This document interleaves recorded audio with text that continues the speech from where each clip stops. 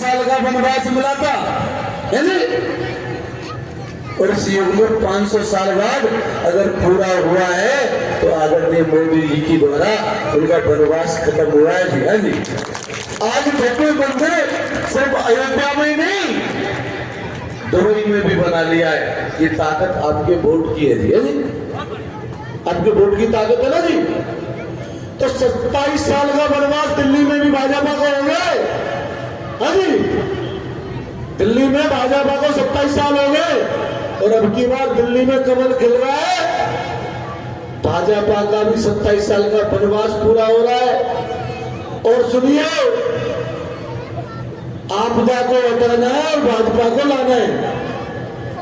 अब एक बात बताइए जी, आज आपके बीच में विकास के नायक जिन्होंने पूरा जीवन इस बदरपुर को चमकाने में लगा दिया, हाँ जी, इनकी जगह पे और कोई नेता होता तो कोई दूसरी सीट चुन लेता। हाँ जी, ऐसे ना, तुम्हारी गलियां बनाई, तुम्हारी रोड बनाई, है ना, और उसके बाद तुमने धन में और साड़ी में कम्बल में विकास को छोटा कर दिया और आदर्श को छोटा कर दिया। है जी, इसने विकास दिया, लेकिन अब की बार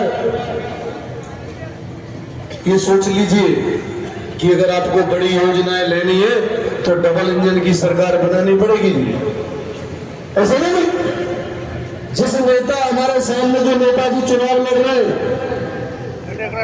वो आपको साड़ी तो दे सकता है जी, कम्बल भी दे सकता है, धन और दारू भी दे सकता है। धन तो छोटा सा लिफाफा देता है, लेकिन टिकट रूपी सम्मान पूर्वांचल के प्रवासियों के भाइयों को सिर्फ आदरणीय रामवीर भदौड़ी दे सकता है, कोई नहीं दे सकता जी। ये चुनाव आदरणीय नरेंद्र मोदी जी का है जी। हाँ जी, ये चुनाव नरेंद्र मोदी जी का है और हर उस हिंदू का है जो भगवान राम को मानता है, सनातन को मानता है। हाँ जी,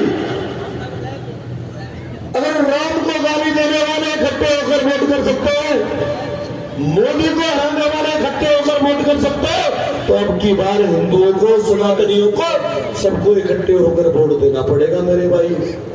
धर्म में, जाति में, क्षेत्र में मत बटिए। 700 साल तो मुगल राज करके बांट बांट के, 200 साल अंग्रेज राज करके बांट बांट के। हाँ जी, अभी बाबा ने नारा दिया है कि बटोगे तो बेटा कटोगे। हाँ जी,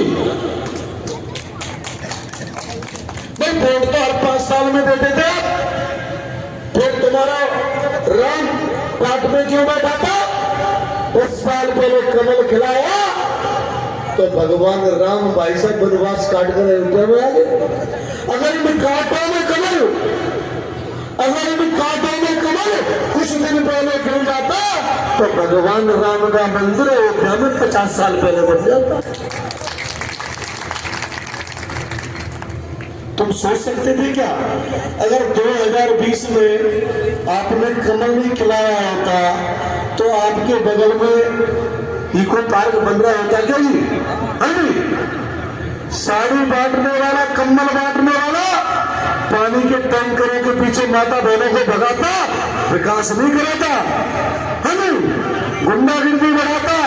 जब जब भदौड़ी जी आए हैं विकास और सम्मान साथ लाए हैं, तब नेता आया है गुंडागिर्दी और भ्रष्टाचार लाया है। हाँ जी, इसलिए निर्णय कर लीजिए मेरे भाइयों, तो कौन ला सकता है जी? हाँ जी, बताइए। भाजपा सरकार, भदौड़ी जी ला सकते हैं ना? तो भदौड़ी जी का सारथी बनकर, हाँ जी, मोदी जी का सिपाही बनकर आपके बीच में आया हूं मेरे भाइयों।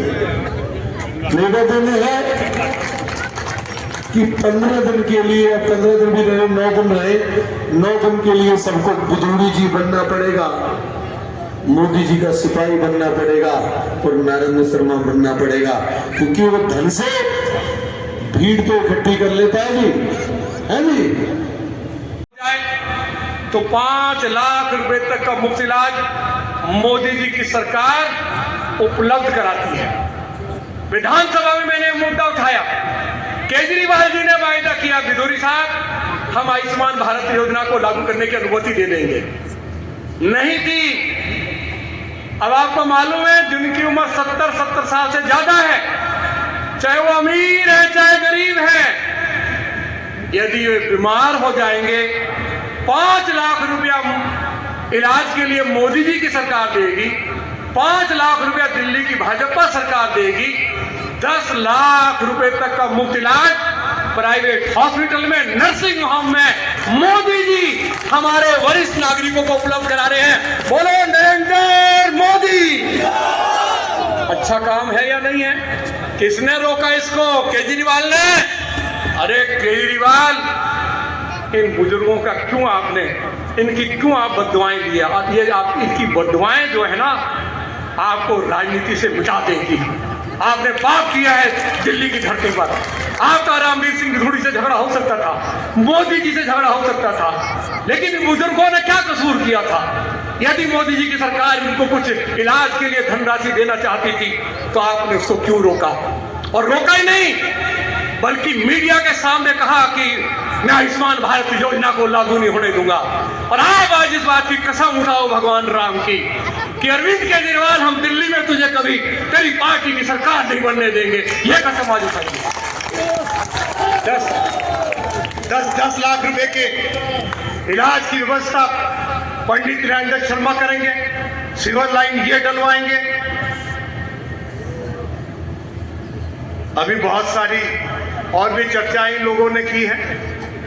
छात्रों के लिए क्या क्या हमने जो मैनिफेस्टो बनाया है, बिधूड़ी इस मैनिफेस्टो कमेटी का चेयरमैन है। कौन है चेयरमैन? किसने बनाया घोषणा पत्र? रामवीर सिंह बिधूड़ी ने।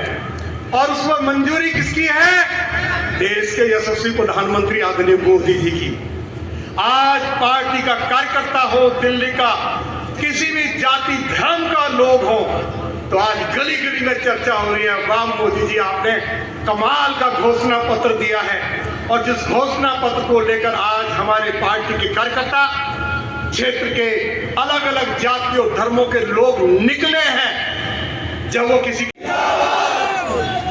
आज मीठापुर चौक पर जी ने बदरपुर विधानसभा क्षेत्र की धरती पर किया है, उनका कर्जा हमारे ऊपर है और उनका कर्जा हम तभी उतार